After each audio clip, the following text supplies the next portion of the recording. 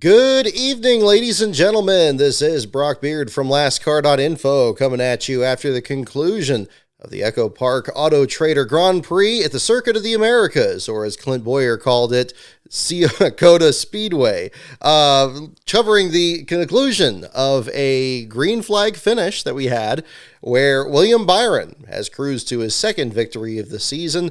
Felt like Jeff Gordon almost driving that car during the event here in the closing stages there. A little bit of a throwback to Hendrick's history of the road course performances, most popularly, of course, with Jeff Gordon back in the 1990s here.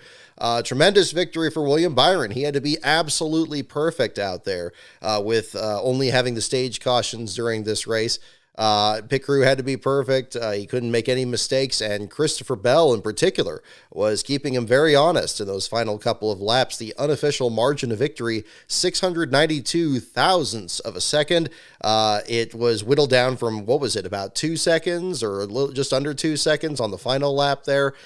Fine effort out of a lot of the Toyota teams, but in particular, Christopher Bell and Ty Gibbs finishing second and third here. Ty Gibbs continuing his top 10 streak at the beginning of this season as well. I think that this was a race that probably, if you were expecting a lot of wrecks, if you were expecting a lot of craziness there, probably wouldn't have been your favorite race out there. But again, I thought the strategy was compelling, and I thought what we saw was interesting as well. The problem was, however, I'm sure, if you felt that this race was boring, that is definitely a point against the broadcast here in general. I thought we're going to go right back into some familiar notes on this show here tonight, folks, because I thought the broadcast in general, really from all three races, I would actually kind of go as far as to say the Truck Series broadcast was the best of the weekend, and that's how backwards things were this weekend with Circuit of the Americas.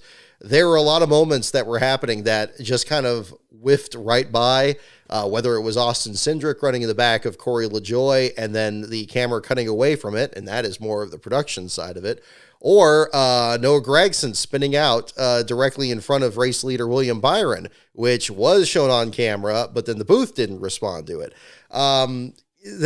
Every little moment, not to mention the fact that really pretty much the entire middle of the pack, as we saw from some videos that were posted by fans, one of which I retweeted on my Twitter feed there, at LastCarOnBrock, there were some tight battles throughout the field there, and we just plain didn't see it. Now, I know that this has always been a challenge of covering road courses. Networks have tried to do different approaches to this. I think the most successful of these has been the so-called radio-style broadcast that we've seen out of NBC, which harkens back to the old ESPN broadcast. I know over at our home track here, at the Sears Point Raceway, we would always have Benny Parsons in turn 11, Ned Jarrett in turn 7, and you would have, of course, the regular pit road reporters on pit road and Bob Jenkins in the booth. And really, more often than not, if something happened, one or the other would be able to break in and actually tell you what was happening, even if it was at a point where Jenkins or the pit road reporters couldn't see it very clearly. I honestly don't understand why that strategy isn't being used at Circuit of the Americas, especially a track that's this long, where the points of connection from one part of the track to the other is so far apart that, as we heard from this broadcast today, there has to be like a separate screening room with no windows in it where they're just looking at multiple different screens to track what's happening.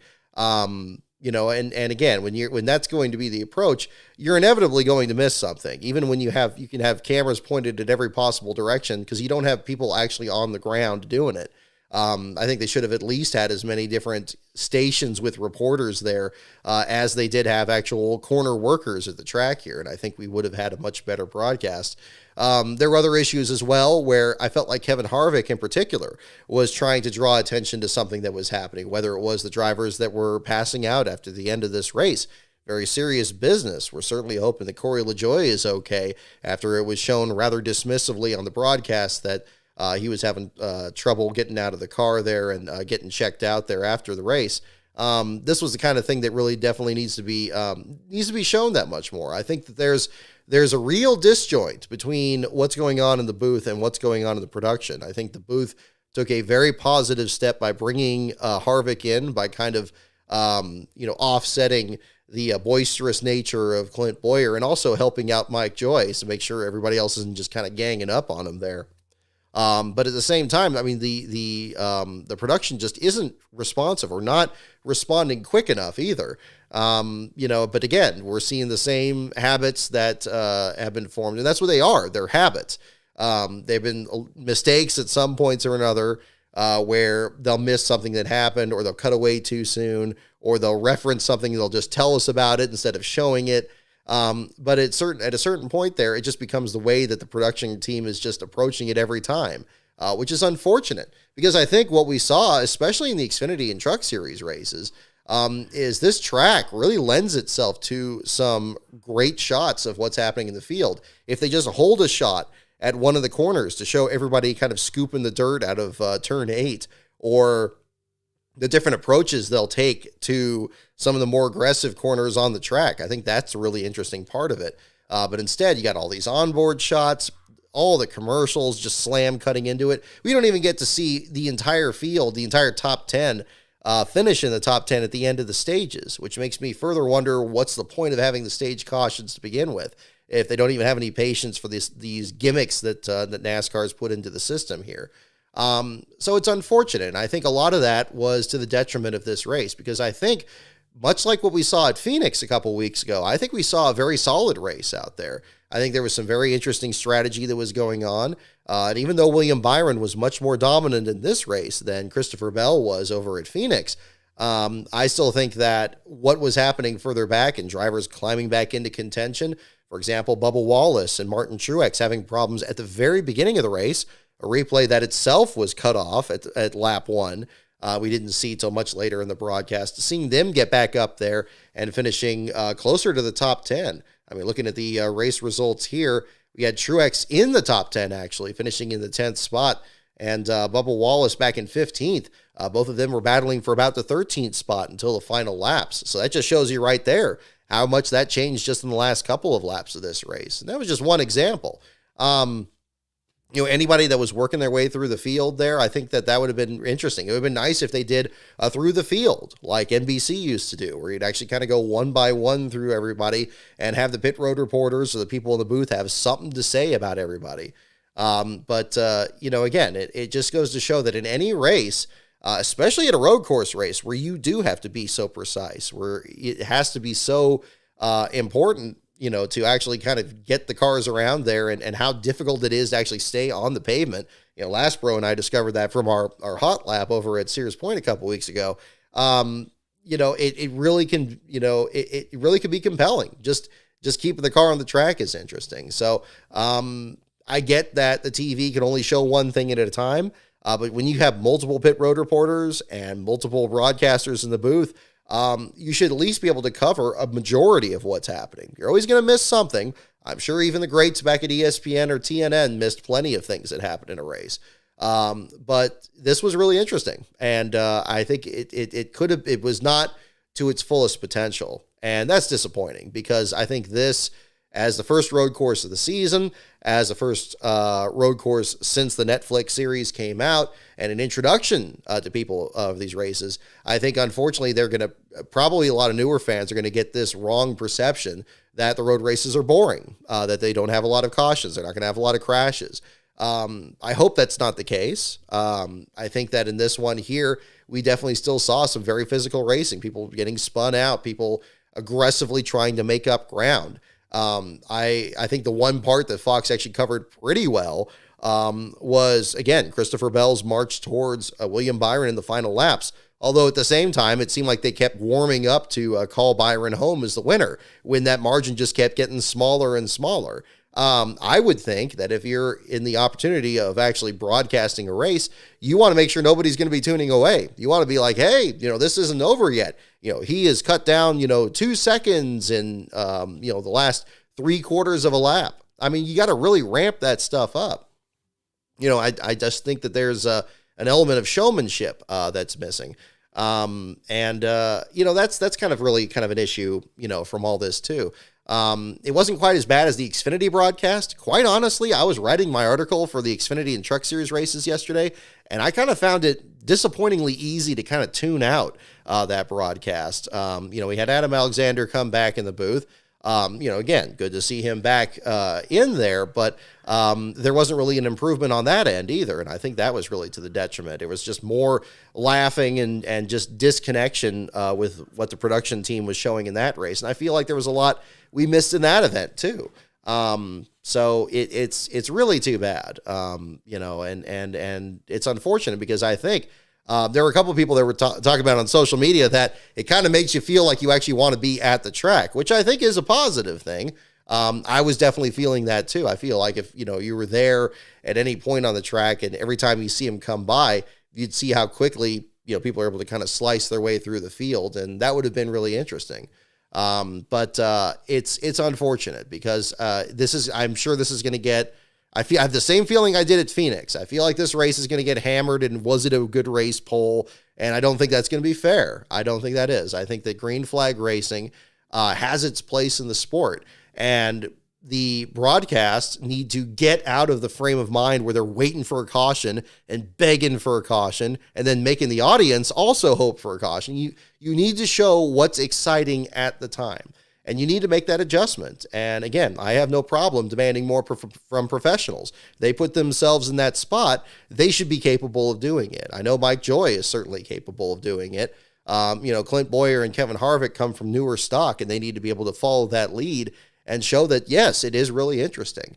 It's interesting that, again, it came down to a pit stop that was better, Byron's pit stop being better than Chastain's stop. Alex Bowman throwing himself into the mix after having some great runs at Cota in these first few years. All of that needs to be really brought up, at the same time. And, again, I feel like, again, that disjoint there between the production staff and the booth. When something did happen, even if it wasn't something that rose to the level of bringing out a caution, it should have been focused on. I couldn't believe the whole thing with Gragson spinning out. And you can see Byron's car right there. It's like, that should have been like a whoa moment. I just don't understand it. We need to get back to basics with putting on these races. And that's what really needs to happen. And I don't know how that is going to happen. Maybe this next broadcast deal is going to be the thing we're all waiting for. Maybe Amazon's going to try something very different. Hard to tell with all the moving pieces that are going around right now. But that's going to be another place to look at it. But it's too bad because I think this was an interesting race. I think it was interesting to see who was a contender in it. I think that coming into this, it seemed like certainly from the odds makers they were looking at. Certainly Byron from being the pole sitter, but also Tyler Reddick and Ty Gibbs for how good Reddick's historically been on the road courses, and this one in particular as a defending race winner, and then Ty Gibbs with his top 10 streak coming into this. But the other teams responded to that, and we saw a lot out of the Hendrick team in particular when you had Bowman up there as well and having a good run in his own right on top of Byron's. Bowman showing in the fourth place finish there. Chastain as well, showing glimpses of being battling for the lead there in his own right. Of course, the pit stop ended up being critical in that sense too. Kyle Busch up there too. Ended up getting spun out by Bell and dropped him back in the order. Still a ninth place finish, which is solid, but certainly not to the level that I'm sure Kyle expects of himself there too. And then, seeing also AJ Allmendinger driving the third Kaulig Racing entry this time around, coming in as kind of an honorary road course ringer. I still think from my video earlier this week that he doesn't really qualify for it, given his many years of being a Cup Series regular. But undoubtedly, you bring AJ Allmendinger to a road course because you expect him to be very fast, and he certainly was, finishing in the 6th spot here. But your top 10, again, Byron, Bell, Gibbs, Bowman, Reddick, your top 5, then Allmendinger, Chastain, Busch, and Truex, your top 10. A disproportionate number of B names there towards the rest of the top 10. Other drivers that struggle, we talked about Bubba Wallace having the first lap altercation, him, Truex, and Corey LaJoie tangling in turn 1. LaJoie, again, seemed to be really struggling from that point forward. but we did see Truex and Bubba be able to be rebounding from that. Justin Haley was in the 11th spot for most of the closing laps. Unfortunately, as we're seeing in the finishing results here, he got scooped. Something must have happened at the end. I don't know because we didn't see it. But back to the 17th spot at the finish, which is too bad. Again, a great performance that he was putting together there for the Rick Ware racing effort. Certainly, it seems like the cameras could have shown that a little bit towards the end of it. Kyle Larson in 18th. Austin Cindric seemed like he was going to be really in some trouble at the beginning of this when he stoved in the nose running into the back of LaJoie, but then actually crunched up the airbox to such a point that they were going to really have some problems. Even after making repairs to it, it seemed like that car was going to be off. But still, a 19th place finish, not bad. Certainly you'd expect Penske teams to be doing better, and Cindric, he of the driver being able to run on this track when it was wet, when he was running slick tires for a few laps. He's always been a driver I've kind of kept my eye on in this one here, and unfortunately not having the top performance here. Zane Smith we saw up towards the top 5 when pit strategy was kind of changing around. The Bristol last place finisher coming home in 20th. Seems like that's one of the best runs that team's had this year, although Zane was 13th back at the Daytona 500. He's finished 13th actually the last 2 500s. John Hunter Nemechek had a cutting the course penalty the beginning of this race, bounced back to finish 22nd. Carson Hocevar in 23rd. 77 cars finished last in this race 2 of the last 3 years, but that does not happen this time, pending the results of post-race inspection, of course. Hocevar finishing in the 23rd spot. LaJoie back in 25th. Going further back there, Kamui Kobayashi coming back to attempt this race here. Finishes back in 30th after a couple of spins. Still finishes on the lead lap.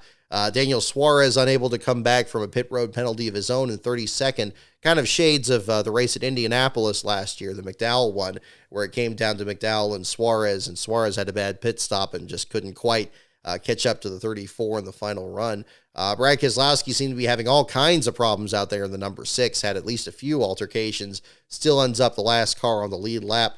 Noah Gragson, 35th, losing a lap after the spin in front of the leader. Josh Berry, Timmy Hill, Daniel Hemrick, and Michael McDowell being your bottom 5.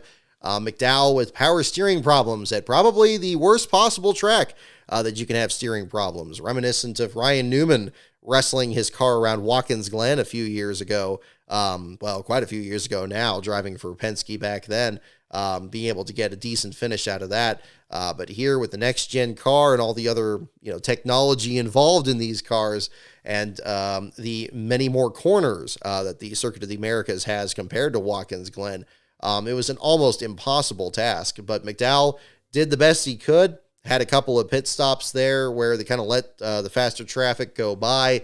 They had to kind of determine how many more laps he was going to be losing. He was about 9 laps down when he finally pulled onto pit road at the end of this race. Ended up pulling the car into the garage area with about 4 or 5 laps to go.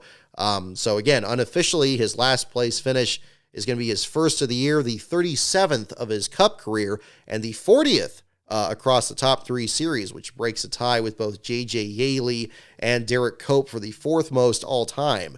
The 3 above him, I believe, I got to pull the stats up there again on that.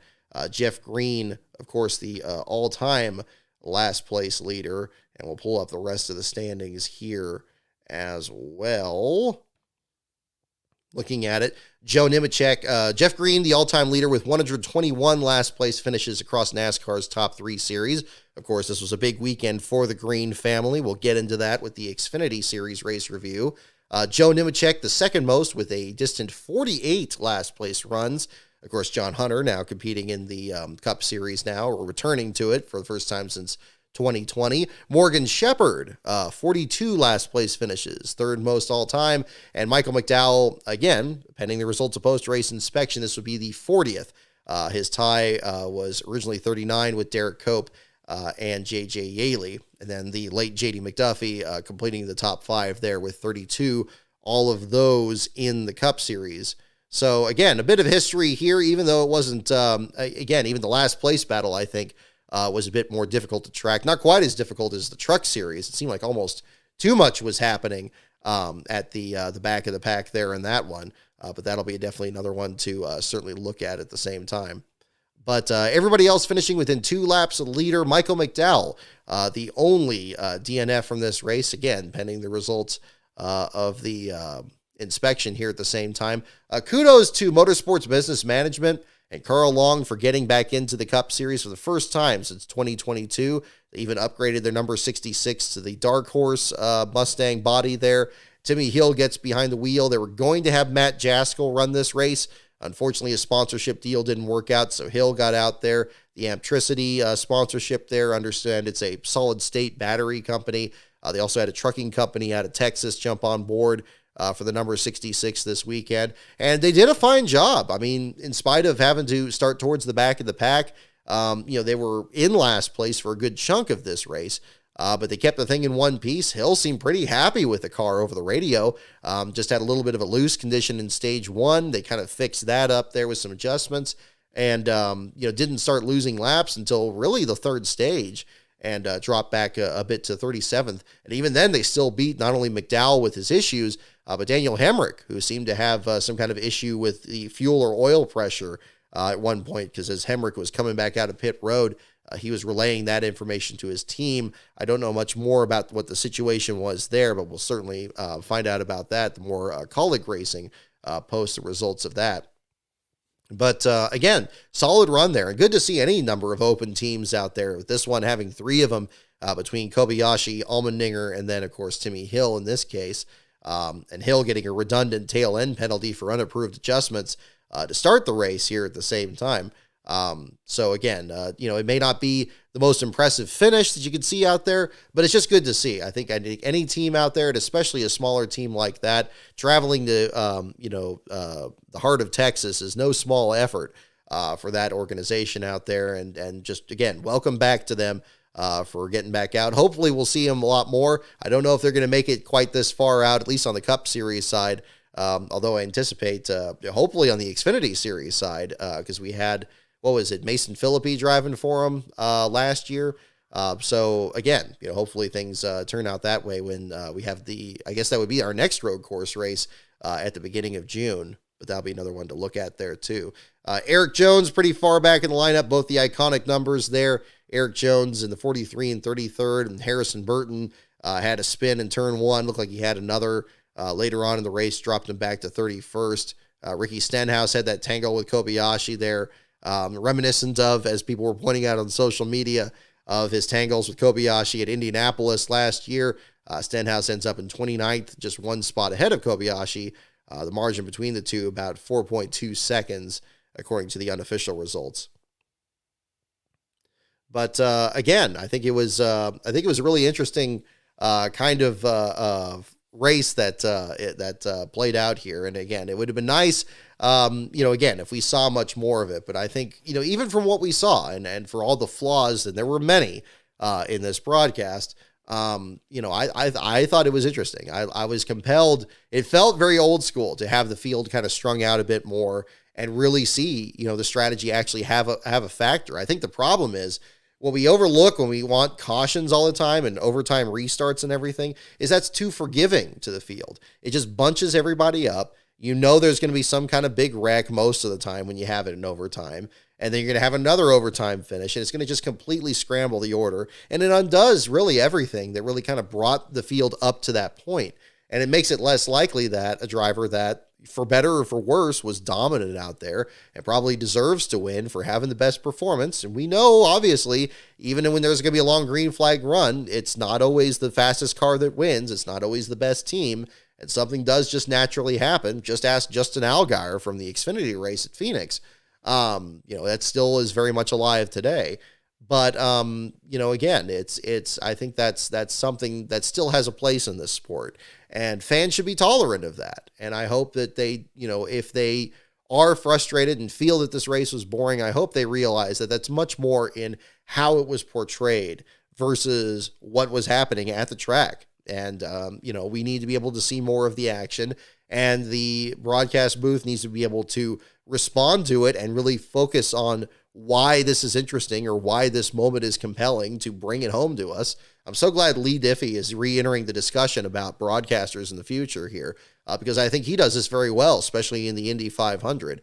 And when a big moment happens, he's going to respond to it appropriately. And when we're waiting for that moment, it's not, oh, I'm bored, I wish something would happen. It's the anticipation. It's putting you on the edge of your seat and knowing that if something does happen, you don't want to turn away for a second because something is always on the verge of happening. And that's something that a lot of these broadcasts on the NASCAR side have missed. I'm applauding, especially Tommy Joe Martins, for tweeting a lot about this as well. I want to read one of his messages here that was on this.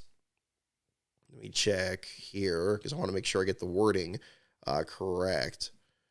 This was towards the end of this. Yes, Tommy Joe Martins posted this an hour ago. This is with about 11 or 12 laps to go. Don't blame the teams for a race not being exciting. They're all out there racing hard. Broadcast has to make it exciting. F1 races have a ton of energy thanks to the broadcast team. Feels like often we're lacking with that, regardless of track type. And yeah, I couldn't agree more. It's not just a road course situation. Again, I think that we saw this even from these last couple of races where, we had Bristol with all that heavy tire wear, and that was a very different race from this road course race with very low attrition and long green flag runs. And then we had a Phoenix race, which didn't really have a dominant driver until the closing stages of the third stage. And it had some strategy play out in a much shorter race. And I think all three were compelling, but for different reasons. And, people that are into the sport need to realize that, yeah, all these things have a place in it. And, for every 3-wide photo finish like we had at Atlanta, you're going to have some races that are going to play out this way. You're going to have a guy that's going to really hit on the setup, and that shouldn't be viewed as a bad thing. I know William Byron isn't the most popular driver out there. It's unfortunate because I think he does have an interesting story, and I applaud him for participating in the Netflix deal because I think that made him a bit more popular this year than he would have been ordinarily. But I think that's something that needs to be respected, and the broadcast needs to understand that they have a hand in that as well. And I think that's going to be very important going forward. Bumblebee, I was just looking at your question here as well. Bumblebee in 48. Honest question, do you think heel Kyle Busch is what needs to come back? He's so much better as a villain. Good question. I think it's certainly possible. The network can do as much to kind of really bring up that aspect of it. I think that the villains in the sport, some of it comes from within, like, Denny Hamlin doing the I beat your favorite driver thing. But the broadcast needs to kind of pick up on that too and kind of, work with that. That's certainly something possible.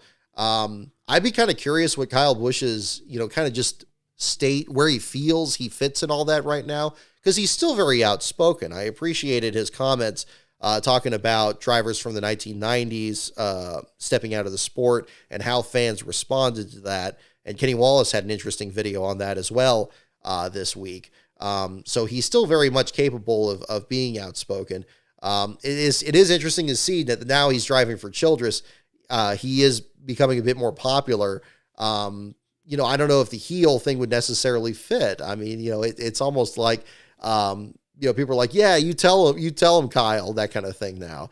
And maybe he's embracing that now. Maybe he feels maybe that's making him more eager to kind of share his thoughts and less likely to kind of go into the, the whole I'm just here so I'm not fined kind of attitude that he had over at Joe Gibbs. I don't know. I mean, it would be interesting to find out. I think anything that has, Kyle Busch speaking out is more important because, I think it's not fair that Denny Hamlin has kind of gotten this reputation where people view him as like, he's the one that speaks out the most and he's the one that's arguing for this and that, and everybody else is just kind of everybody else. I think you got to have a few drivers capable of doing that. I don't think it's the Denny Hamlin show any more than it's the Kyle Busch show. Whether or not, it's an interesting dynamic. It almost seems like, again, Kyle Busch kind of has this more positive aura around him versus Denny Hamlin kind of embracing, the negative side a lot more. It would be kind of interesting. It would be interesting to see. Then I think Joey Logano is kind of right in the middle of it there too, where I think he is much more comfortable than either of them, being in the villain role and just not caring what anybody thinks. But I think that the unfortunate part with Logano is that it seems like whenever he speaks out, it sounds much more like complaining. And then, Kyle Larson is kind of in a similar situation to that too. Certainly the discussion about what happened at Bristol last week, I know that his comments were viewed a bit more negatively in that sense. So, it's hard to say. I think whatever the situation is, whoever is going to, turn the heel or, be that role, it's going to happen organically. And then the media is going to have to be in tune with that to kind of play it up a bit more. And maybe we're just kind of going in the middle of kind of a restructuring there about who is serving what role. But we'll find out if that's going to be certainly the case there. But I hope you guys enjoyed the video on the talking about road course specialist or road course ringers earlier this week. I'm really blown away by the response. It actually had about as many hits as the average field filler episode. And I'm looking to do some more opinion pieces. I actually have another one I'm planning on recording after the show here tonight. So hopefully that'll be a good mix there for the channel going forward. I was really pleased to see a lot of people are big fans of Ron Fellows and Boris Said still. Like to see a lot of people talk about Brian Simo as well. He showed up a ton in the comments there as being somebody that people pulled for, whether it was when he was driving for Don Levy's team or driving for other programs, like when he drove an expansion Childress car to a top 10 at Sears Point in 2005. Cool moments that are kind of brought up there at the same time. And then also everybody trying to kind of outdo each other about kind of what's a more obscure road course specialist that you can think of. I think that was a very enjoyable discussion. So if you haven't checked out the video yet, definitely encourage you to check it out after the show here tonight. I think that was something to talk about there too, especially with the rising star of Shane Van Gisbergen that has continued here in the sport. I think he had a fantastic run in the Xfinity Series. Unfortunately, again, today, mistakes were going to be massive for pretty much everybody in the field. And for him, it was speeding in multiple sections on pit road that really messed up his day, which was too bad. Where did he even finish in the results? Was he he was about 20th or so, wasn't he? Let me look at the results here. Yeah, 21st at the finish. So, yeah, right between Zane Smith and John Hunter Nemechek there. So, very uncharacteristic. I guess this leads into our next point here. Speaking of issues from this weekend, and I don't think it didn't feel like it was as big of a factor in the Cup Series race today, but it certainly was in both the Xfinity and Truck Series races yesterday. This whole cutting the course deal here. I kind of turned a blind eye to that in the past because I figured these drivers are still trying to figure out this track since it's pretty new to the circuit. Obviously, it has some dirt runoff in some corners, somewhere to the point where they pretty much had a trench on the inside of the actual rumble strips there on the curbs. But then other places where it's just pavement, and it'd be very easy to cut off corners, especially turn 4 seemed to be the biggest problem for a lot of drivers this entire weekend. Chase Elliott, of course, being one of the many that was snagged for that in the Cup Series race today. I am not a big fan of gotcha rules or rules that I call them on this show here. Rules where they don't necessarily have anything to do with safety. They're just kind of gotcha things that are designed to just make things a lot more difficult. They're kind of punishing drivers for doing things that they would ordinarily do to compete and says, well, you can't do it that way. Whether it's locking bumpers at the super speedways or the yellow line rule, or in this case here, the cutting the course here. A lot of the most famous shots of the Riverside track, and Mike Joy mentioned this today, the old Riverside International Raceway there in Southern California, are shots of Dale Earnhardt or Richard Petty or Mark Donohue or anybody else going through those kind of haphazard S's in the first part of the track and cutting through the grass and or cutting through the dirt rather, being near the desert.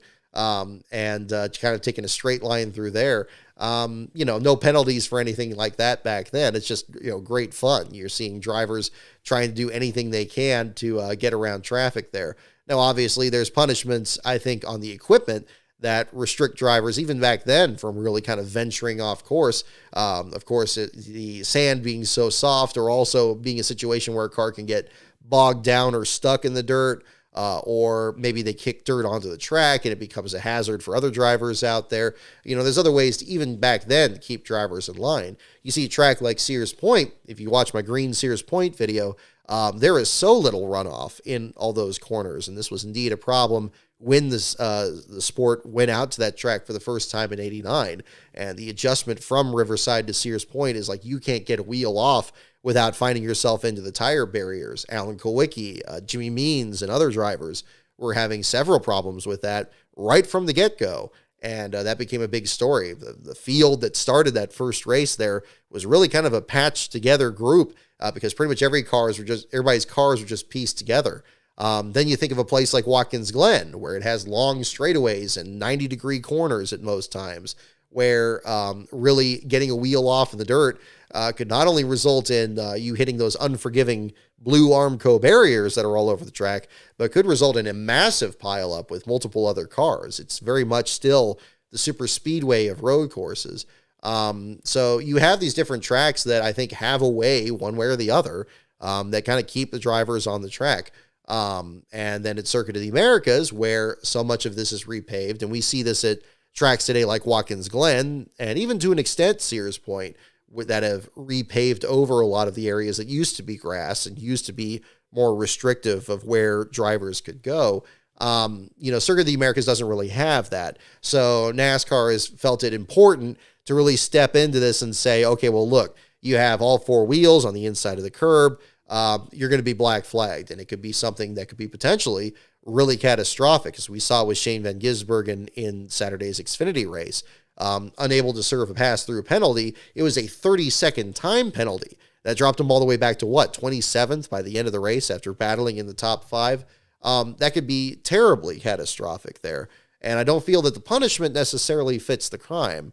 I think that what you have to do is you have to return to what worked with these other road courses in the past, whether it was the threat of hitting an Armco barrier at Watkins Glen, or hitting the tire barrier after getting into the grass at Sears Point, or getting bogged down in the desert sand at Riverside. Cota needs to have something like that, and probably the easiest solution is to have actual turtles there, actual bumps, the same thing that we saw at the Charlotte Roval. Love the Roval or hate it, those have been an absolute factor in trying to keep drivers honest in that case. And even then, we still have those frequent stop and go penalties when parts are shortcutted on the track. With those, it's pretty easy to see why you have to have those penalties there because, it's an artificial course. Whereas a purpose-built course, I think you need to have purpose-built obstructions there. So hopefully that's something they can look into. I don't know how that jives with its Formula One exposure there and what's done with the tracks there. So obviously there's going to have to be that little piece of the puzzle that's going to have to be kind of dealt with there.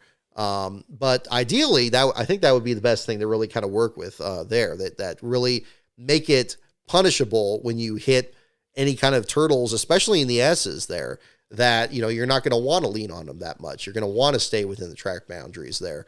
Either that or just don't worry about enforcing it at all. Go back to something closer to Riverside where people, maybe they get all four wheels off, but they shortcut it. We already see them running well off the course, whether it's, the last corner coming at turn 20, coming onto the front straightaway, whether it's the top of the hill at turn 1 when they fan out there. The simplest solution may simply be to not enforce that at all and just let it go away and see what happens. I think the only concern you'd have to have there is that, okay, well, you still want to encourage the drivers to stay on the pavement. You certainly don't want everybody just kind of driving a straight line around the track there. It's not necessarily like a parking lot through the S's there, but, you don't want it at the same time to just kind of obliterate the track in general there. So one or the others needs to be something that they should look at, because I think the system that they have in place right now, it's not proportionate to what's happening. And it really has a negative effect, I think, on the competition itself, which is too bad. We always talk about, being able to see who the race winner is when you leave the racetrack. And I think that goes back to the rest of the field. You should know what the finishing order is when you leave the racetrack. I mean, the disqualifications for the technical inspection, that's a pretty extreme situation. Thankfully, it's not common. We'll see if that's going to be the situation today. Again, I think that's something that needs to be kind of examined a little bit more closely. And we'll talk about that again here in kind of the Xfinity part of it. We'll kind of count backwards to the Truck Series. Looking at the results here, Shane Van Gisbergen had a thrilling battle at the end of this race with Kyle Larson and Austin Hill. Hill himself kind of, squeezed his way up there, looking to take the lead at the same time here, which was something that he seems to be able to do it no matter what the track is. This dude just appears out of nowhere, just willed into existence here, that 21 car is, and seemed on his way to pulling off a victory here. Van Gisbergen didn't appreciate how he was raced earlier and shoved the back of Hill's car off the track. Kyle Larson squeaks through and with fresher tires pulls off a win in a race that he should not have been in as a Cup Series regular, especially as a Cup Series regular who's a playoff caliber, championship caliber driver. But how else is the rest of the field supposed to learn, I guess? Learn with this battle that was 8 seconds ahead of fourth place here as it was playing out. But regardless, Kyle Larson pulls off the first win. It was a little surprising that this was the first win that the number 17 teams had in the Xfinity Series. I could have sworn they'd won there before. I guess it was with the 88 instead. But that's 6 of one, half dozen of the other here when we're talking about the HendrickCars.com entry. I still think it's a much more fitting tribute to Ricky Hendrick to put a young upstart in that car, as we saw with Raja Karuth at Phoenix last year, or give somebody a second chance in their career, as we're seeing with Boris Said at Sears Point later this year, given the fact that team struggled so much at the Charlotte Roval earlier this year. I think it's kind of a waste to have to put all 4 of, your Cup Series regulars in there. What are you doing? Impressing the sponsor? It's your own company. It's absurd to me. I'm sure there's more complicated business aspects to it, but the visuals are just never very flattering, and it's unfortunate. I think that, it's just absurd, but that's a discussion for another day. I'm sure, it's almost a weekly segment on this show, so go figure. But Kyle Larson, your winner over Austin Hill. John Hunter Nemechek takes third after the time penalty for Shane Van Gisbergen, back to 27th. Cole Custer and Parker Kligerman round out your top 5. Jesse Love, Austin Green, Chandler Smith, Sam Mayer, and AJ Allmendinger, your top 10. And definitely the big name in that list has to be Austin Green. A fantastic effort for him, finishing in the 7th spot. Son of David Green. I wasn't sure if that was a coincidence going into this. I'm not really familiar with Austin's career coming into this, even when I did the entry list article. I figured his effort with the Peterson Racing Group and the 87 that Andy Lally attempted to debut last year was going to be kind of more of a story. I figured he would fit more into kind of the road course specialist label there at the same time. But just a tremendous effort. The 32 team, in spite of Jordan Anderson's great run at Daytona, they've basically been running, Mike Harmon equipment, at least from what it seems like, at least with Mike Harmon's family support, because we've heard, the team talking over the radio there these last couple of weeks. We'd seen the team struggle with Jordan Anderson or with Ryan Vargas these last couple of weeks. But to see that team turn it around, I don't know if this turned out to actually be the number 87 team. I noticed it ran the same yellow paint scheme that the 87 did. Would like to learn more about that at the same time. But regardless, that would be even more impressive, given the fact that the 87 car hadn't actually qualified for a race coming into this weekend. But a tremendous effort there for him on that. I think that was, the one real positive from that race in general. Another one was certainly Brad Perez getting a career best 18th place finish there for the Alpha Prime Racing effort. Had Alanis King and her husband among the spotters there serving this weekend. Really enjoyed following their action there on Twitter. It sounded like they had a tremendous time. So that was really great to see. Looking forward to, hopefully, Brad has something coming up for Sears Point again, because it's been exciting seeing him make the transition from trucks to Xfinity these last couple of years. So we'll certainly find out if his squiggly season effort for 2024 will continue into that round as well. Anthony Alfredo came back from a spin to finish in the 12th position there.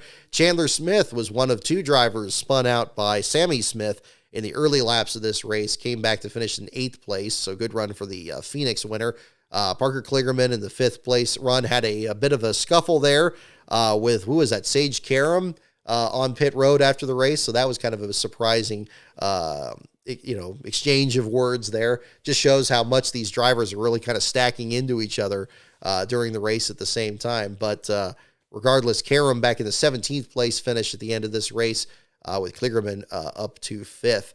Among other drivers, we had some other road course specialists I think would fit in this category, whether it was Daniel Kvyat, or I guess I have to rewatch his pronunciation of his name from the pre-race thing. I know that Wookie Drives on Twitter was confused about that too. But he was in the field there, finishing in 21st spot, coming back from a spin of his own. R.C. Enerson back in 28th. And Ed Jones, after not being able to complete a lap of the Truck Series race at Cota last year, still ends up in the bottom 5 in the 35th spot there, driving the returning second Sam Hunt Racing effort there in the Toyotas there, finishing in the number 24 car, completed 42 laps there towards the back. And what can be said about the last place finisher in this? Josh Williams has now finished last in both a Cup Series race and an Xfinity race this beginning of this year. As the crew was saying over the radio, somebody said that they were going to buy 7 sheets of drywall and just punch one a day until the next race in Richmond. Just a rough deal. It's definitely not a lack of talent. It's not a lack of resources. They got a great sponsor out there. We've seen the colleague team run well with Shane Van Gisbergen. We've seen them run well with AJ Allmendinger and so forth here. It's a great program. Williams has not forgotten how to drive. It just shows how suffocating bad luck can be. And unfortunately, just 1 week to the next, they're kind of going through it here. This reminds me of Greg Biffle early in the 2006 Nextel Cup season, where he just couldn't seem to get anything right. He had bad luck. He had blown engines spinning out, and then he wins Darlington, beats Jeff Gordon, and from there, he's off to another solid season. Not quite close to how well he had been in 2005, but a respectable season. And that's just what Williams is going through. And I know he's always had a positive mental attitude. He's also one of the hardest working drivers in the garage area when they have problems. And even in this one here where they had overeating issues, he was going to be in there just as well, trying to cool that car back down and get back out there. I saw that firsthand at Sears Point last year. They had a mechanical issue, the number 92 car for Mario Gosselin's team, the DGM racing effort. They pulled behind the wall, and Williams was right there with the crew, running into the hauler and grabbing equipment and trying to get that car back out there, and did, and actually managed to finish ahead of some other drivers like Parker Retzlaff and so forth in that one. So again, it's only a matter of time till it turns around. Seemed like it was going to potentially happen here because road courses sometimes see real kind of spectacular runs, especially if a driver's struggling. Unfortunately, was not the case this time around. We'll see if things turn around in Richmond next week, but that'll be the case. Richmond Xfinity races Richmond this week, right? It's a triple header. I got to look at that again. I'd assume that was the case. I got to start getting the entry list. Yes, next week, the Toyota Care 250 on Saturday, the 30th. Yep, that's right, Easter weekend, early afternoon start, 1:30 p.m. Eastern there for that. So we'll see if things turn around there. I think it'll be interesting. It'll be interesting to find out. Other drivers with decent runs, Blaine Perkins back in 22nd. He's another driver that I think at RSS Racing that's been really interesting to see. Wasn't really as much of a factor in this one here, but still a solid run there, bringing the car back in one piece. Ryan Sieg, his teammate there, up in 14th. We didn't see the 38 car qualify for the race this time around, or the 28, with Kaz Gralla. The 38, I believe, wasn't even entered. Preston Pardis in the number 50 not qualifying for the race. That was a heartbreaker. Pardis, the Spec Miata driver there, son of the great Dan Pardis, who ran in the Winston Cup Series in the late 90s and early 2000s, had an issue on his qualifying lap. Couldn't turn his lap there and ended up dropping out there. I believe it was a broken axle on the number 50. So just a heartbreaker there. Shows what anything can happen there after running 10th fastest in opening practice. Misses the show. Certainly hope they bounce back here. Given all the number of road courses and now the street course on the schedule, undoubtedly they'll be back, and we'll see what they can put together there with the number 50 team. And Kaz Gralla being the other DNQ there, driving the number 28, did not have a sponsor this week on that car. And then RSS Racing themselves having some interesting news with Matt DiBenedetto driving one of their cars next week at Richmond. So we'll see the return of the former Rackley War driver in the Truck Series, and of course before that, driving for the Wood Brothers in the Cup Series and the Levine family team before that. We'll see what he can do in the Xfinity Series this time around. That'll be a very strong car, and I think it'll be interesting to see how all of that will certainly play out. Let's see. Leland Honeyman back in the 20th spot despite some pretty heavy damage in one of the late race accidents there. I was impressed to see him actually finish the race on the lead lap after that. Sam Mayer starting to actually kind of turn his season around. I know he's had a lot of bad luck, kind of like Williams, finishing back in the 9th spot there among the top 10. Brennan Poole in the 15th position there, a few spots ahead of Brad Perez. A great effort out of him. You know, it's I think this is a driver that is kind of assumed that kind of veteran driver status there over at Alpha Prime, and helping that flagship number 44 team do well this time around. Then looking further back, Sheldon Creed had a problem with the battery at the beginning of the Xfinity Series race, cost him about 5 laps, but he did end up climbing to 32nd to get out of the bottom 5. There was just enough attrition in the late stages of that race to kind of get him out of that situation. But an unfortunate deal for Creed, who's had a pretty solid start to the year in the number 18 car, still looking for that first career win. Will it happen at Richmond? We're going to find out. That seems to be a Joe Gibbs playground these last few years, whether it's the Xfinity Series or the Cup Series. But I think only time will tell on that next week. But very different last place battle there with Williams basically taking the spot from Sheldon Creed there with the overheating issue. Yeah, Honeyman has been impressive, Andrew. I agree. And again, impressive that not only they bounced back from, again, those issues there to get that top 20 finish there, had a good run at Phoenix, if I recall. And again, I think that Young's Motorsports effort, their gamble to get into the Xfinity Series and start to get some runs, I think that's really helped. And again, this has been another driver that's running there. Charles Peterson, thank you. Trucks are not running this week at Richmond. Okay, that's surprising. Trucks usually put on a pretty good show at Richmond. I know that last year was, again, kind of another long green flag run race. We had Matt Mills get a good run there in one of his first runs for KBM.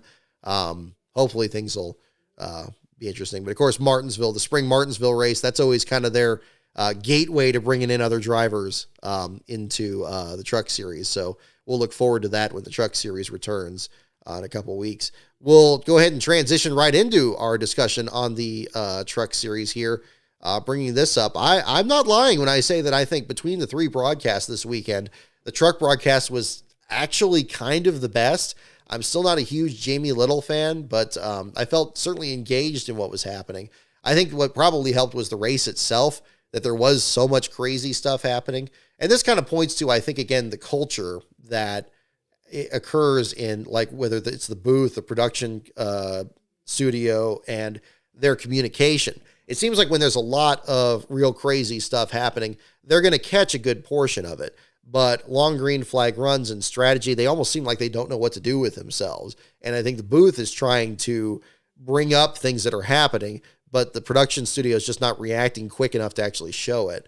In this Truck Series race, I felt like we saw a decent amount of what was happening, although there were definitely some situations where we would see some trucks just absolutely battered to heck, and we don't exactly know how that happened. There were a lot of, let's see, what was it? Looking at the race results here. Yeah, I mean, again, not a ton of different cautions, but plenty of altercations out there from how this race played out. Certainly Lawless Allen was having a difficult afternoon there with the mechanical issues, including the rear gear issue that took him out of the race. And then second of all, of course, to the most spectacular exit, that being, of course, Marco Andretti and the entire rear housing assembly being coughed out the back of his truck going into turn 11. A very bizarre situation. Seemed to even leave gouges into the track. I'm sure from what we hear, NASCAR has taken that part to their R&D facility to figure out what happened. I hope they actually have kind of a statement to announce on what exactly caused that. We see some real problems with rear gears at the road courses, whether it's the fluid boiling out of the system and the gears just locking up. Such a thing was what took Jerry Nadeau out of the race at Sears Point in 2002. But to see it seize up that badly and actually just rip right off the truck arms and the drive shaft and just fall out the back of the truck really goes to show the technical demands on this track. And again, this is another aspect, I think, of covering the races at Cota and perhaps the road courses in general that needs to be looked at. You know, these are very mechanically demanding tracks. And this is something we used to see much more at Sears Point and Watkins Glen, where they were the only two shows in town. Cota, I would argue, is even more brutal on equipment than ever. I mean, with that long straightaway, these very, very tight corners, not even hairpins, but just actually like triangular, like acute angles there that these cars and trucks in this case here have to go through. It's very demanding on the equipment. And as we saw in the Cup Series race today, very demanding on the drivers as well. That's something that really needs to be played up more. You know, it's not just, it's 7 wide into the first corner. Isn't that amazing? It's no. It's much more that this is a gauntlet. And it could be very low attrition and very, very exhausting for anything out there. And I thought that I thought we got a decent view of what was happening with a lot of these different teams out there that were struggling in this race. It was more certainly reactive than proactive. I think that I was impressed, for example, that Spencer Boyd's tangle with Dale Quarterly was covered pretty well. We saw the very serious impact that caused the damage to the steering on the number 76. We saw how badly that puckered the driver's door on Dale Quarterly's truck. We saw that Ben Rhodes was near that scene too, and he was climbing up out of last place.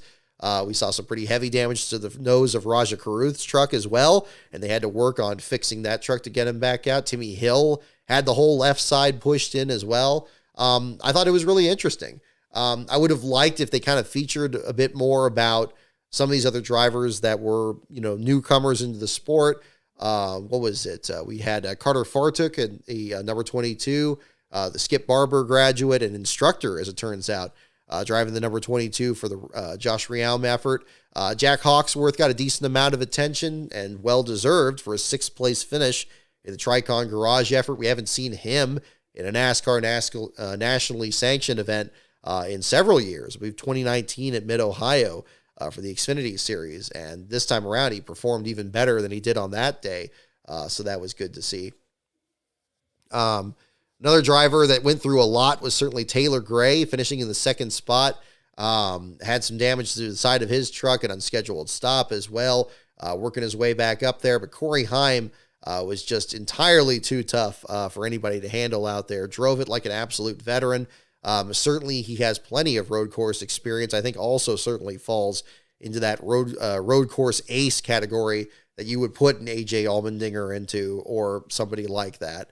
I think that's something to definitely look at there too. But very an impressive run. Led 31 laps in that. Seemed to have that pretty well in his back pocket there. But this is not to overlook the other big story from the weekend, of course. Connor Zilisch, the 17-year-old prodigy, already has his Rolex watch from winning the 24 Hours of Daytona and the 12 Hours of Sebring in his class. Comes into this race, stomps the field in qualifying by a wide margin, even over the Cup Series track record in the Spire Motorsports effort, which is ostensibly still Kyle Busch Motorsports equivalent, but still, you got to go out there and actually pedal the thing. Had a very impressive run out there, had just about everything happen to him in this race, from overdriving the first corner, kind of reminiscent of Jerry Nadeau, Tony Stewart, or Jamie McMurray, and their issues coming up to turn 2 at Sears Point, getting spun out, getting penalties, having to come down pit road. and just any kind of problem out there, still finished in fourth place. I'm still convinced that if just one of those mistakes didn't happen, he would have won that race and won it handily, even against Corey Heim. And if he didn't, it was going to be a really close battle for sure. But the first of many. I'm sure Zilich has done more than enough to deserve getting some more rides at the Truck Series, just as we've seen with Shane Van Gisbergen. The future looks bright. And who would have thought that, again, it's a kind of return of the road course specialist that's something that's really kind of added some interesting flavor to the field. But again, I certainly expect great things out of that driver as well. And hopefully we'll be looking back at this particular race weekend as just the first step that direction. Again, certainly some mistakes, certainly some nerves and all that. And the officiating of of NASCAR enforcing, the shortcutting the course thing is certainly playing a role in all that too. But regardless, a fine showing out there and was ahead of some very fast trucks in that race. So again, I think that was probably that I felt like we saw an awful lot of what was happening in that Truck Series race. I would probably lean towards giving the production crew more credit on that than the actual booth. I don't know exactly how that played out. But I thought there was some very interesting camera work, but not too many trick shots. They were actually using shots of as many trucks as possible to kind of show you what was happening. I felt like they did a decent job with that. I just would have liked to see if that momentum stayed going through the Xfinity and Cup race, because I found the Xfinity race pretty boring and easy to ignore, which was unfortunate because, a ton happened in it. The way it sounded didn't match at all what it looked like. When I was hearing it, again, and I'm going to have to be hard on, Adam Alexander and the group there.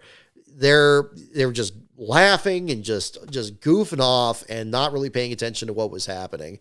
And then I look up at the screen and there's Shane Van Gisbergen pushing in the nose of his car, trying to battle, like in a 3-car battle for the lead. And I'm like, these guys should be on the edge of their seats. They should be like describing every little moment and ramping this up. And I just never felt that. And it's really disappointing. That was too bad. And the Cup race had a little bit of that too, with Christopher Bell tracking down William Byron. And the Truck Series race, I don't think it had that much better play-by-play. They did okay with Jamie Little and the staff there, but I felt like the production did a much better job. It's just that tapered off at the end of the week. And I get that it's demanding. I'm sure that it's, doing 2 races in one day, for example, especially in really quick turnaround where the end of one race and the start of the next is within an hour or so.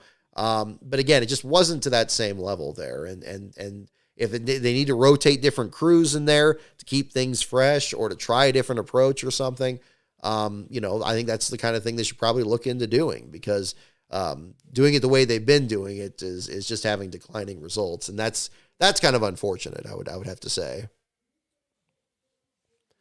But that would be another thing to certainly look at too.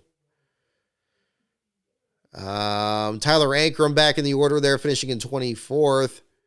Stuart Friesen had another tangle there off of turn 20 that dropped him back in the order there. Certainly frustrated with how he was getting raced at the same time. Lane Riggs, his bad luck continues here. Truck was shutting off when he was shifting harder on the number 38 truck there. Dropped him back in the order to finish 27th.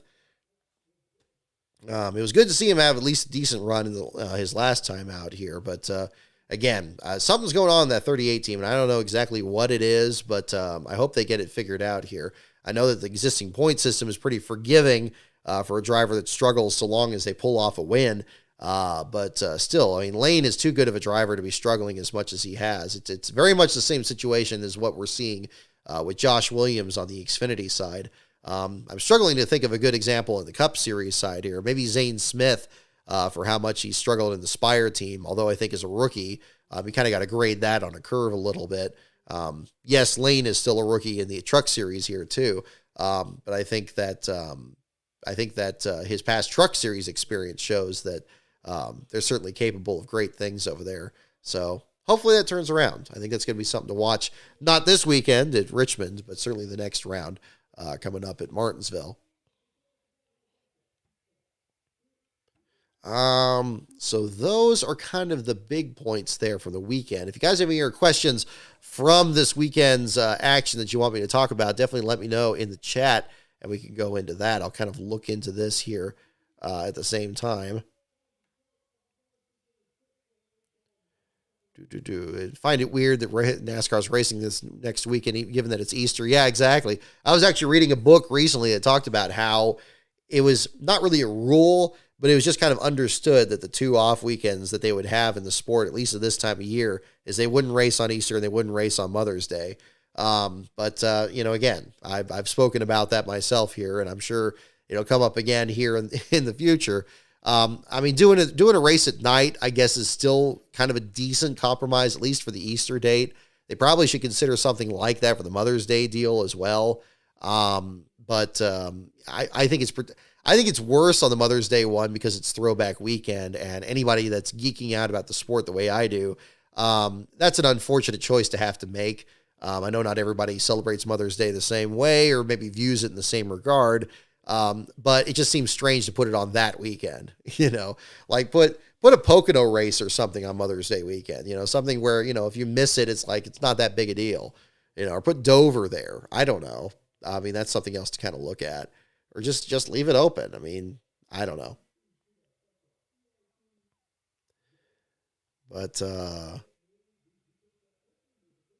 no more crank it up during pit stops. Are we against that now, or do we just didn't have it today? I didn't really notice. Yeah, busy child. I don't think the broadcast read Twitter, and I certainly don't think they watch this. So that would certainly be the case. But I'm not alone. I'm so glad it's not a me problem when we talk about these broadcasts. I'm seeing more and more of these comments. And and I think the disjoint is evident from anybody that's at the track where they're seeing some great racing that's happening out there. It's very easy to point at the Atlanta race when you have that great finish with the 3-wide pack and the pack racing and the photo finish and stuff from there. But I think we had good racing at Phoenix. I think we had good racing in this race.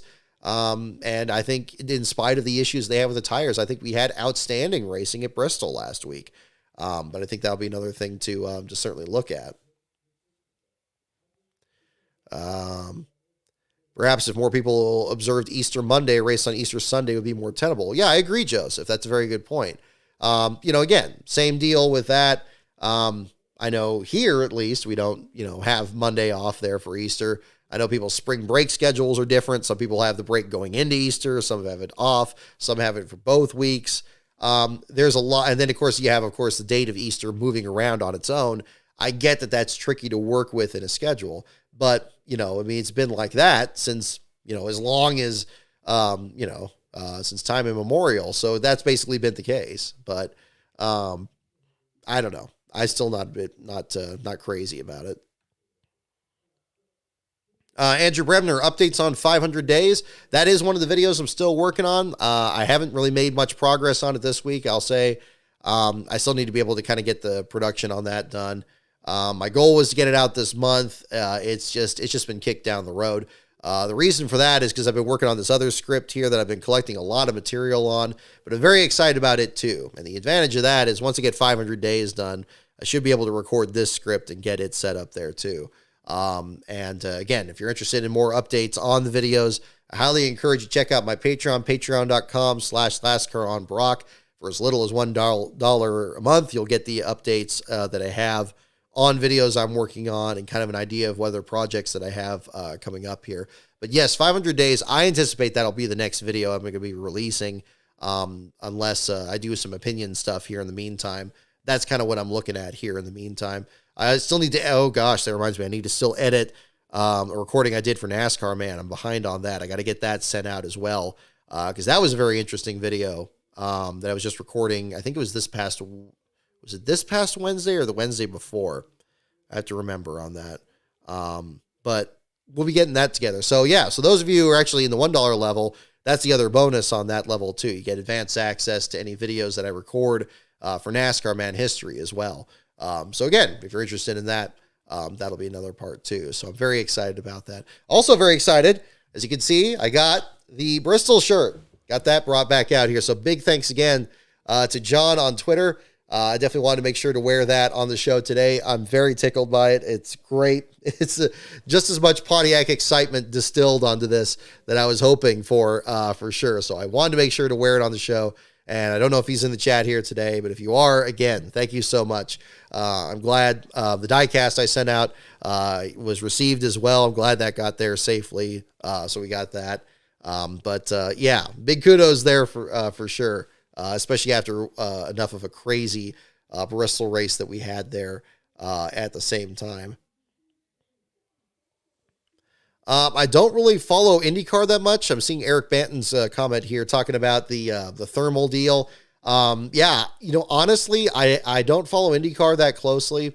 I know one of our staff writers does, but at the same time there, I'd heard about this thermal course thing. I didn't even know it was in Palm Springs until just this weekend.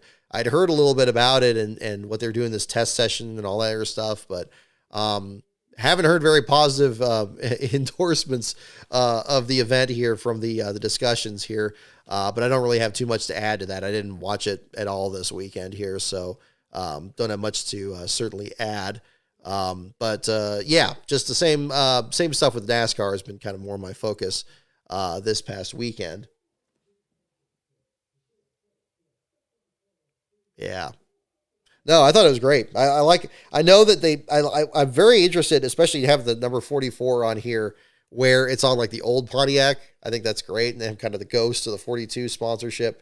But that's pretty cool. I don't know if I assume they're doing more of these promos here this year for the 75th anniversary of the Petty family here.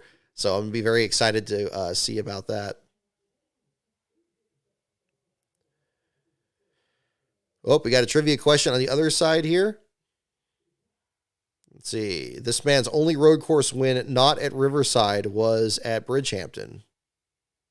Would that be Richard Petty? I think Petty won at Bridgehampton, didn't he? I'm not sure if that's correct. Bowser Jr., thank you for your super chat here. Bell's charge at the end resulted in a loss of just 692 thousandths of a second, resulting in Cota's closest NASCAR finish. Now, I didn't know that, Bowser. Thank you for bringing that up. Yeah, closest finish ever. I mean, that's got to be a positive here. You'd never know, though. If you were just listening to the audio of this broadcast today, you would never know that Bell was really catching Byron that much, whether Byron was saving fuel or Bell's car just kind of came together here after battling Ty Gibbs there towards the end of the race. That would be another one to look at. Oh, right on. I got it. Awesome. Billy Wade, that's a good guess too. We'll do some trivia questions here. I do have the 90s deal here. And we'll do a couple questions to wrap up the show. We're pretty close to the end here on this one. We'll wrap up here. Let me actually take the sweatshirt off here because it's a little bit warmer in here than I thought it was going to be. But we'll catch up with that too. Yeah, Joe who knows Richard Petty. Exactly. There we go. No, small world. I wasn't thinking that in terms of the answer, but I remember something about Richard Petty winning at Bridgehampton. Might have been NASCAR Classics or something of that nature. I know they had like old video stuff on that too. Yeah, I did see from the thermal thing, kind of going back to that, I did see the podium, and it looked terrible. It looked like they were just parked in front of like a hotel or a golf course or something like that. I don't know what was going on. I'll watch the highlights after the thing tonight. It sounds like it's going to be kind of a short video, but that'll be the case. Do we have a call on inspection? I don't anticipate we're going to get that very quickly, but I guess that'll still be the other thing to wait for. Good to see. Oh, okay, this is good. Bob Pockris posting this 14 minutes ago. Corey LaJoie checked and released from the infield care center. So an update on that. He says body cramped up after the race, so he got some fluids there. So and he's looking better on his feet, certainly. So if you want to check out that video, that's on Bob Pockris's Twitter/X account there. We don't have any word on inspection. But it does list steering as the reason that Michael McDowell was out. I was interested to see if it was going to say power steering for him there, but certainly a different circumstance. I forgot he got third in stage one. Wow, just a catastrophic result there. But undoubtedly he got his arm work out there at the same time there in the closing stages at Cota. Alrighty. But I'm excited. I'm actually pretty pleased with this race. I mean, again, it did make me want to actually see the race in person because I'm sure there's a ton more. I feel this way about Dover also. I always feel like Dover, there's only a fraction of what we see on the track that's shown on the broadcast. Maybe there's another way to look at it there that'll be more exciting, but I think that'll be another part of it. And then we'll go ahead and jump into this. Ooh, why is it showing loading on the screen? That's weird. Any more news on Auto Club? I'm not sure on that. I haven't seen anything new on that end. I haven't visited down in that area in a while either.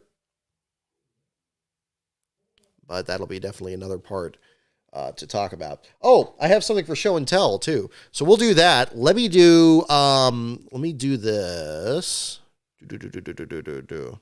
Richard Petty had 5 wins at Riverside. Wow, that seems high, even for him. That's definitely something to say. Yeah, nothing new on Auto Club. I mean, again, who knows if it's going to be a short track or if they're just going to bowl over that last parcel that NASCAR held on to. Will be interesting to see. Yes, hopefully the 43 wins this year in honor of the Petty 75th. That'd be great. Today, again, Eric Jones was struggling. I'm still waiting for John Hunter Nemechek to win in his dad's number there. I know it's under the Petty banner, but I always think of Nemechek in 42. I think of Spada's in the Bell South car. I mean, they got to be running that. Also, that's the other thing, too. Where's all the updates on Throwback Weekend? I mean, we were just talking about that a little bit earlier. I mean, we're, 6 weeks out from that? I mean, we got to basically get some news on that pretty soon here. We saw Chase Elliott running a Dale Jr. paint scheme. Surprise, surprise. But, that's the only one that's been announced, isn't it? Unless I'm missing something big here. But that seemed like that was the case. So, I don't know. Yeah, I didn't watch Formula One either, so I don't really have much to add on that either. Yeah, pretty much all my time in between there has just been working on these other projects, though. But I'm very excited about this. I think the next couple of videos I got coming up here are going to be a lot of fun to do. John Nemechek won in the 42? I didn't know that. Wait, we're saying Haley was disqualified? Is that real?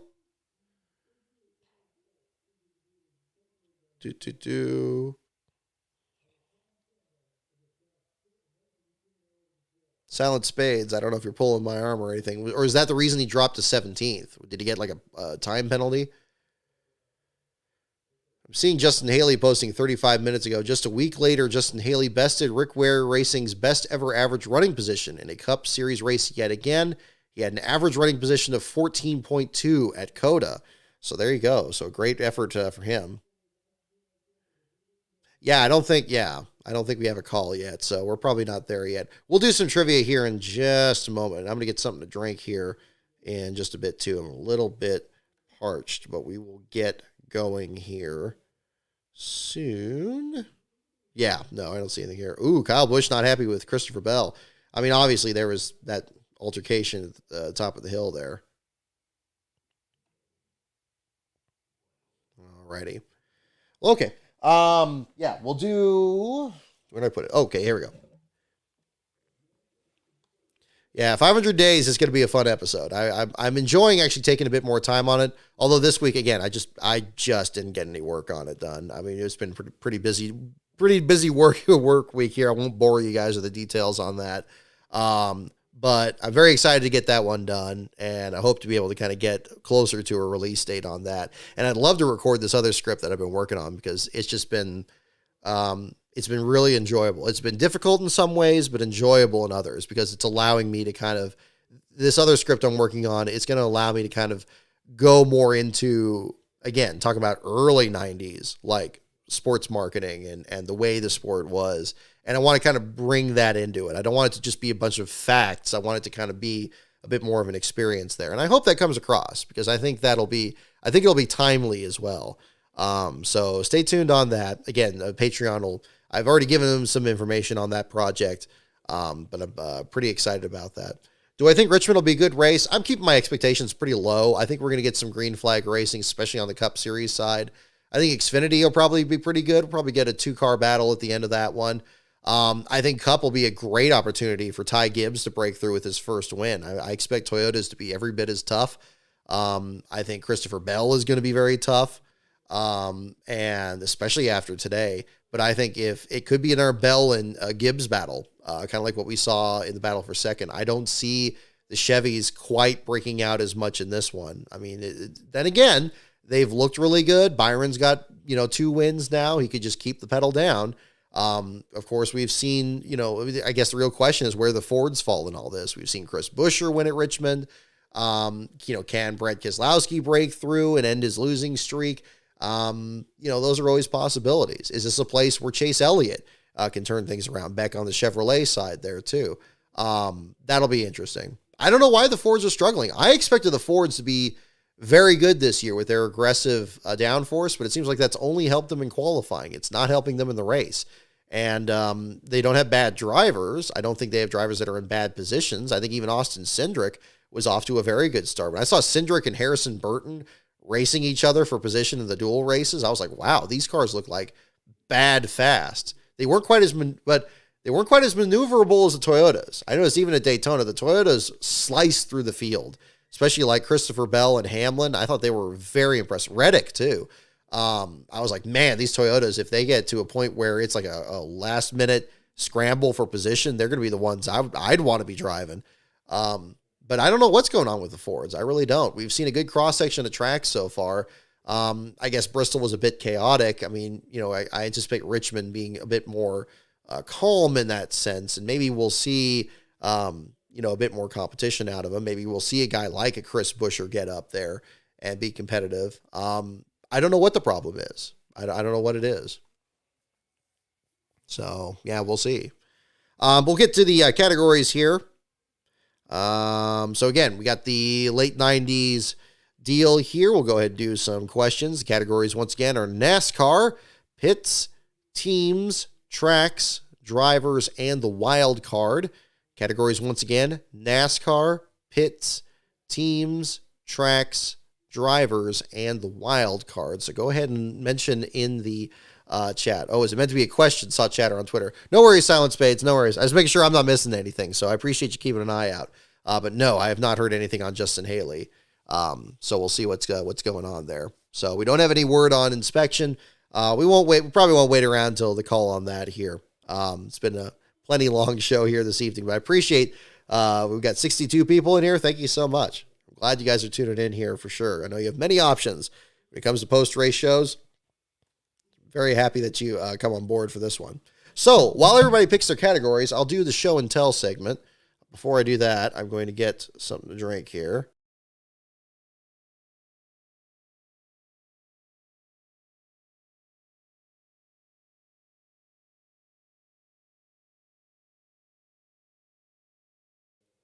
All right. Better. Okay. So, kind of take advantage of the closer shot. I want to show a piece of 1990s throwback here. This I just picked up recently.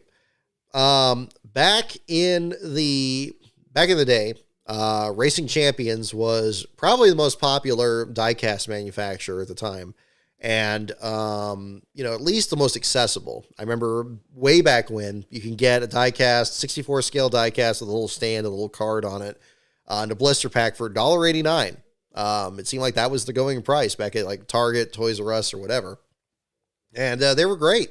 Unfortunately, since 2005, they've really dropped off the market. Things have changed so much since then in terms of quality control and who's in charge of it and everything. But one of the coolest ones that Racing Champions has, especially for a young race fan that's just a kid, were called Roaring Racers. And they were die-cast that actually had one where you could squeeze one of the wheels into the fender a little bit, and it would trigger, a little sound thing to actually have an engine noise. Now, I found out, I didn't know this as a kid. I thought those were only in 64th scale. They only had like a few of them. It turns out they made them in 24th scale. This is a Bobby Hamilton Country Time Lemonade Oldsmobile, number 68, in 24th scale. And wouldn't you know it, this one actually is not die-cast. It's actually out of plastic. You can kind of see it in the shot here. But the bright yellow number 68 here with the pink numbers, TriStar Motorsports. The same team that used to be the program that Derek Cope drove for with Jim Testa before his engine builder Mark Smith took over the team. And eventually the sponsor came on board for 1991. Hamilton won Rookie of the Year in this car, beating Ted Musgrave. That was it. So first of all, some pretty cool detail. It's actually got like a little gear shift in there. There you go. You can see that a lot better in the shot. It's not the solid black windows on these cars. A lot of the racing champions back then just had black windows. And what's also interesting is the Roaring Racers, they used a one uniform body style. So they didn't have it. So if it was an Oldsmobile or a Chevy or a Ford or a Pontiac, it would have the same look with the flat front end. And you'll see this car, it has the same deal. It's supposed to be an Oldsmobile, but this has this kind of nameless, faceless kind of design on the front of the car here. And it has just stickered graphics on here. The numbers looks like they're painted on. Actually, the Country Time logo here is, but just the number on the nose is a sticker. And the contingencies on the side here are a sticker too. So an interesting deal. But the question, of course, is, does this thing work? And the answer is it does have a battery pack on the bottom. It takes 2 AAA batteries. And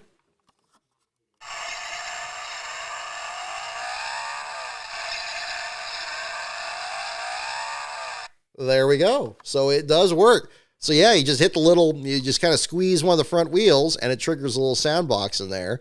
And yeah, found this on eBay recently. I was like, I had no idea they made them in this size. I've seen Pez dispensers made in 2005 that use a unibody similar to this, but I'd never seen one 24 scale. And I certainly didn't think they had clear windows because they didn't really bring that in until about 96, 97, certainly not 91. I think even some of the 24th scale just had black windows. But yeah, so again, an interesting body style, kind of this, it looks like it has like a Pontiac rear bumper. Here's I haven't shown kind of the back view. There you go. Kind of get that in the shot. There we go. Kind of see the way the bumper kind of wraps around there. Kind of a half Oldsmobile, half Pontiac body style. They did run this as a Pontiac briefly in the sponsor's history there. But yeah, it actually has a little sound box in there. And it actually, when it came, it didn't have batteries in there, thankfully. So it didn't get any corrosion or anything to mess that up. That's a big issue with these back then. But it actually, yeah, it took 2 AAA batteries just fine. And yeah, but I'm very impressed with the level of detail here. And again, this was a great paint scheme back then. I mean, again, you think we saw throwbacks to this, actually, if you remember. Clay Greenfield ran this in the truck series at Darlington, and Danny Bone ran it in the number 30 truck back then. But yeah, so it's got the same, let's see, where is it? So there you go.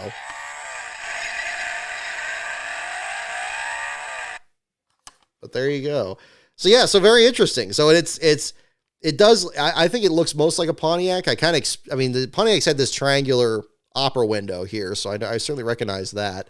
But yeah, on the nose, it is definitely kind of bring it a little closer. There you go. You can see the contours a lot better there. Sorry if it's a little out of focus. But yeah, I got the driver's name on the top. Let's kind of bring that into there a little better. I have a light box I picked up since then. I've used for another video I'm working on. It's just big enough I could probably fit this in there and get a better shot of it. But yeah, good detail with the contingencies too. You can kind of see that. There we go. Even the ones on the nose. Not putting the Goodyear logos there, but the Racing Champions logos on the tire. But a very nice piece. I mean, I need to find a good place for this. I've been finding myself enjoying the 24 scale, especially older stuff lately. Whereas I've been much more into 64 scale back in the day. But yeah, you can see kind of the inside of the rear glass there. Yeah, kind of the frame body details there. I guess, yeah, it has a bit of the roll cage, at least. Oh, yeah, it's got kind of the crossbar underneath the, yeah, kind of in there. But yeah, kind of an interesting piece, though. So definitely wanted to kind of bring that out here. It's just something that was an interesting find. And then when it worked, I was like, oh, man, I got to show this on the show for sure. So I hope you guys get a kick out of that for sure. Will it crash, though? No tires just get, yeah, I don't know. I mean, it could for sure. It doesn't have crash noises in here. You kind of think about like those NASCAR bashers ones where they fall to pieces. But that's kind of what it looks like. Yeah, you got it in the 64th scale. So there you go. Yeah, that's another one to look at. Tracks is the winner. Okay, that's good. Yeah, so we'll do some tracks questions here, and then we'll wrap up here for tonight. So, yeah, we haven't done show and tell enough in these last couple of shows. So I'm trying to kind of figure out some other things, not just find stuff online, but also stuff just from my my collection here too, kind of show on here. But that one floored me. I honestly had no idea they had it. Apparently, they have a Derek Cope version of it. I haven't seen that. They only did it in a few drivers. Where was okay? Hang on. I did the thing where I kind of looked. It had it in the box, so I was kind of looking at other ones they had. Where was it? Picture here. Yeah, they had them in Bill Elliott, Sterling Marlin, Derek Cope, Ken Schrader, and Bobby Hamilton. So those are the lists. So they had, So we're talking, this would be 91 here. So 91, 92, that era. So Elliott, most likely the 11 cars, probably 92, I would say. It's, what's copyright? Actually, copyright's 91.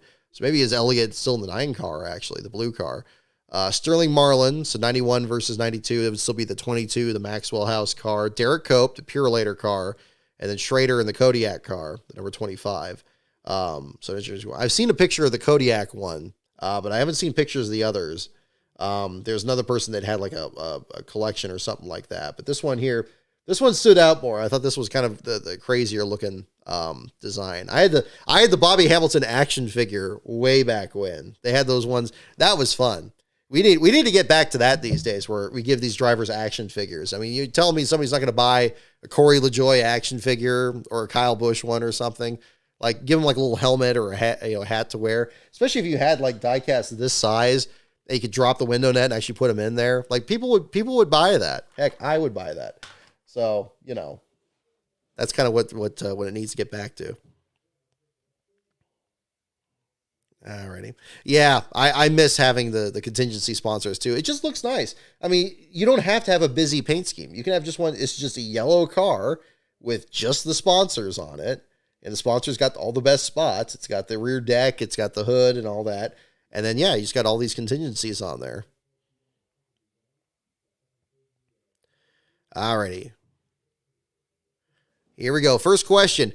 In the tracks category, how many degrees of banking are there in the turns at Michigan Speedway? How many degrees of banking are there in the turns at Michigan Speedway? That is our first question. I miss seeing them. I also worry that STP is left Legacy Motor Club. Yeah, I mean, that whole Mobil 1 deal with John Hunter Nemechek, that's definitely a drawback from that. I'm glad that they at least had the chance to run like the 1992 scheme at Wilkesboro last year, although unfortunately that was back when they ran like the black frame rail or the A, B, and C pillars, so it kind of messed the paint scheme up. I'm glad that Legacy Motor Club has left that behind this year, because I think a lot of their paint schemes are great. I mean, today it wouldn't really have mattered. The Dollar General and the Romco schemes that they ran were mostly black, and they look great. I think Nemechek's car in particular looked pretty awesome. That's kind of interesting designs with where the logos were on there. That always looked good on his Truck Series rides, even when he drove for KBM. I thought that looked good, so that was good.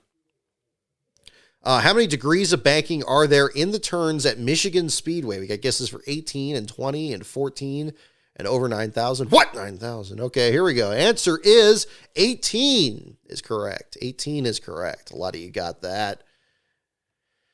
18. Who was the first one on that? It's like John N. Schneiderman. Looks like you were the first one on that. All righty. Okay.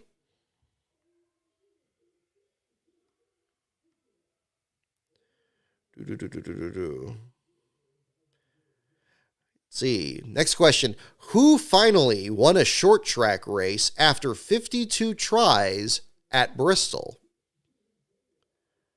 Who finally won a short track race after 52 tries at Bristol? So at Bristol was where this driver won their first short track race. Yeah, try to think that. Who finally won a short track race after 52 tries at Bristol? Not 52 Bristol tries. I guess it would be 52 short track tries, and then Bristol was where they won.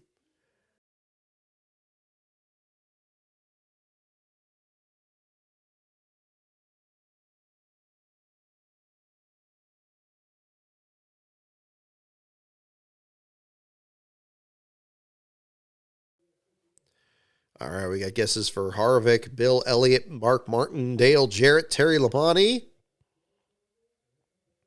Oh, I'm glad I got your last name right too, Joseph. Excellent.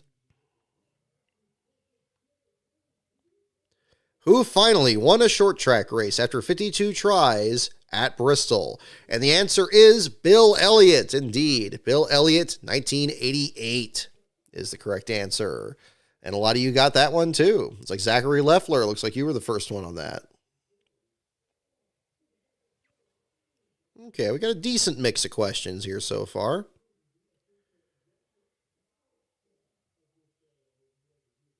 Next question.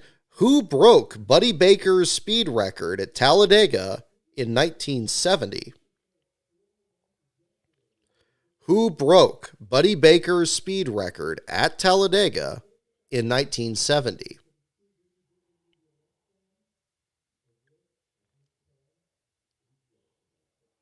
Yeah, 52 starts across Bristol, Martinsville, Richmond, and Wilkesboro. Exactly, Charles.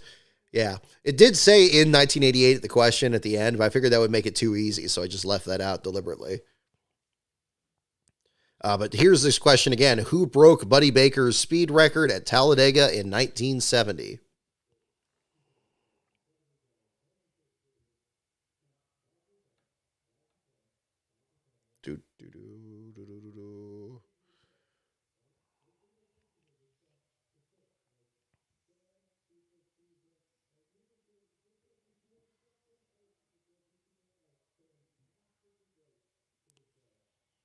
I don't know why this is still showing loading on here, but I guess that's probably the difference.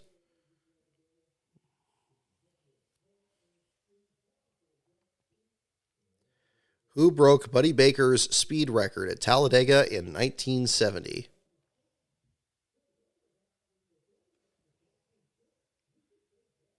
Alrighty.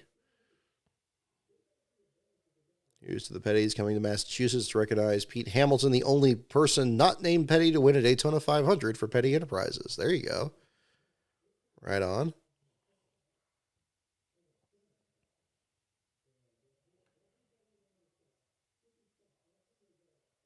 Yeah, I'm looking at points here that Pockers has posted, but still no word on inspection yet. Okay. Who broke Buddy Baker's speed record at Talladega in 1970? The answer is Bobby Isaac. Bobby Isaac, the series champion. Bobby Isaac. I think a couple of you got that one. Yes, a few of you got that one. Beast of Metal, you were the first, it looks like. Blue Moon 95. Kids NASCAR Crazy. Kids Car Crazy. No tires, just gas.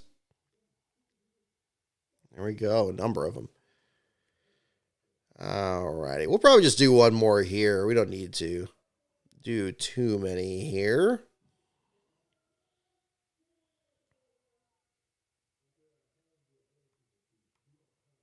All right.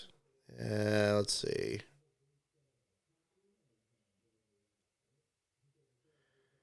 Alrighty. Ooh, here we go. Here we go.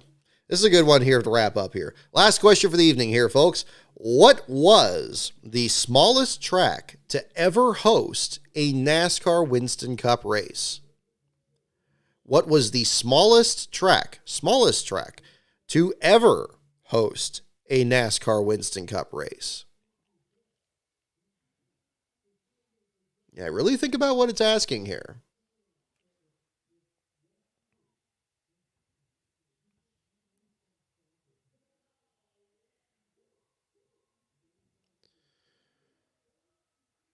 Let's see here.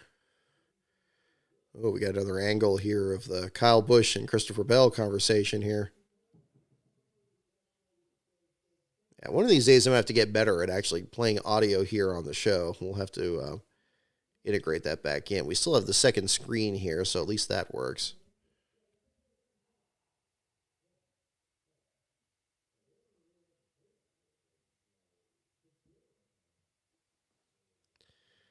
Alrighty. What was the smallest track to ever host a NASCAR Winston Cup race?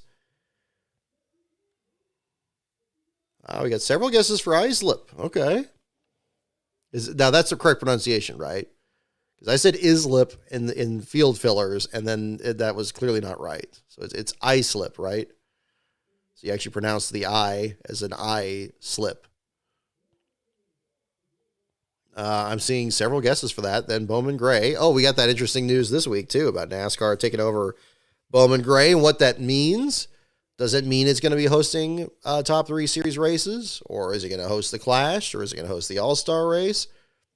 Who knows? Who knows? I think everything's wide open. Or does it mean they're just going to keep doing what they've been doing and just running the madhouse? Hard to say.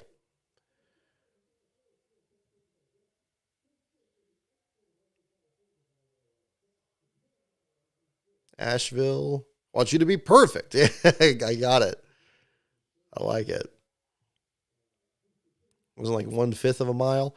Don't tell me it's only 71 to 2003. Yeah, it's hard to tell. It's hard to tell. The question doesn't say. So I'll read it once more.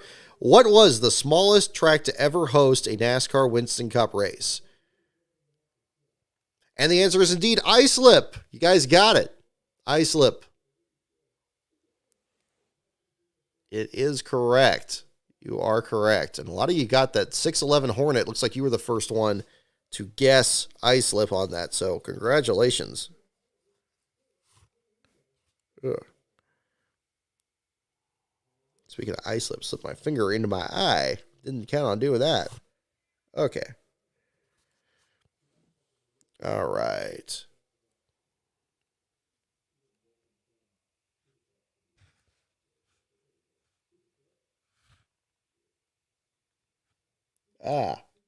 Okay. Okay, now I can see. That's good. Alrighty. Live TV, folks. Alrighty. So that will do for the show today. So thank you so much, everyone, for tuning in. So we are still waiting on post-race inspection to find out if it is indeed going to be Michael McDowell scoring his 40th last place finish in NASCAR's Top 3 Series, the 37th in the Cup Series. We will find out. That will be the article tonight unless something else happens in post-race inspection. In the meantime, the website is lastcar.info. The Twitter feed is at lastcaronbrock. And the Patreon is patreon.com/lastcaronbrock. More videos are on the way. Big thanks to those of you checking out my opinion videos as well as my NASCAR history videos. I have more of both in the works, and I'll actually be working on that right after the show here, too. Actually, I did hear about Max Verstappen in Formula One. Did he finish actually in last place? I know he failed to finish. I don't know if that was the case, but regardless, that was an interesting way to have all that played out. But yeah, a little bit of everything this weekend, certainly for sure. But our next show is going to be next Sunday. We'll do a special, I guess, late night Easter show. After the race at Richmond. We'll talk about both the, we got the Xfinity Series and the Cup Series next week. I guess we'll preview what's going to happen for the Truck Series at Martinsville further down the line. Yeah, we'll just kind of take things from there. So some more short track racing coming up, and that'll be exciting to talk about. Definitely the last place battles are interesting. You'll usually get such low attrition. What we had a race last year where everybody finished within 6 laps of the leader could potentially have something like that happen again. You never know. I think those are kind of sometimes the most challenging stories to cover because so much other stuff is happening in the field simultaneously. But that'll be a story for another day. So thank you so much, everyone, for tuning in. Hope to see you on next Sunday's show, usually about 15 minutes or so after the checkered flag. And we'll talk about some racing there to close out your Easter weekend. So have a great week, everyone. And I'll see you all next time.